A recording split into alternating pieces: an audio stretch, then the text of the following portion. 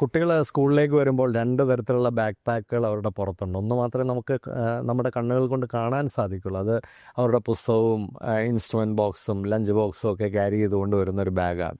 അല്ലാതെ ഒരു ബാഗ് കൂടെ നമ്മൾ എല്ലാ ദിവസവും അവർ സ്കൂളിലേക്ക് കൊണ്ടുവരുന്നുണ്ട്. അത് അവരുടെ ഇമോഷൻസാണ്, അതവരുടെ മെൻ്റൽ ഹെൽത്താണ്, അവരുടെ ക്യാരക്ടറാണ്.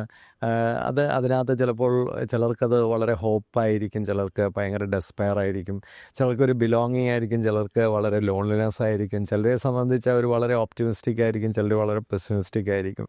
ചിലർ വളരെ പോസിറ്റീവായിട്ടായിരിക്കും വരുന്നത്, ചിലർ വളരെ നെഗറ്റീവായിട്ടായിരിക്കും വരുന്നത്. ചിലർ ഭീതിയും ഭയവും ആങ്സൈറ്റിയും ഒക്കെ ആയിട്ടായിരിക്കും വരുന്നത്. ചിലർ ഭയങ്കര ധൈര്യവും സന്തോഷവും ഒക്കെ ആയിട്ടായിരിക്കും വരുന്നത്. ഈ കുഞ്ഞുങ്ങളുടെ ആ ഒരു ഏരിയയും കൂടി ആ ബാഗ് കൂടെ കണ്ടെത്താൻ കഴിയുന്നതാണ് ശരിയായ അധ്യാപനം എന്ന് പറയുന്നത്. ഇന്നത്തെ കാലത്ത് കുഞ്ഞുങ്ങളെ പഠിപ്പിക്കണമെങ്കിൽ അവരുടെ ഒരു മാനസികാവസ്ഥയും അവരുടെ ഒരു ഇമോഷനുമായിട്ടൊക്കെ നമുക്ക് കണക്റ്റ് ആയെങ്കിൽ മാത്രമേ അവരെ പഠിപ്പിക്കാനായിട്ട് പറ്റുള്ളൂ. ഒരുപാട് കുഞ്ഞുങ്ങൾ ഒരു വൈകാരിക അനാഥത്വത്തോടു കൂടിയാണ് സ്കൂളിലേക്ക് കടന്നു വരുന്നത്.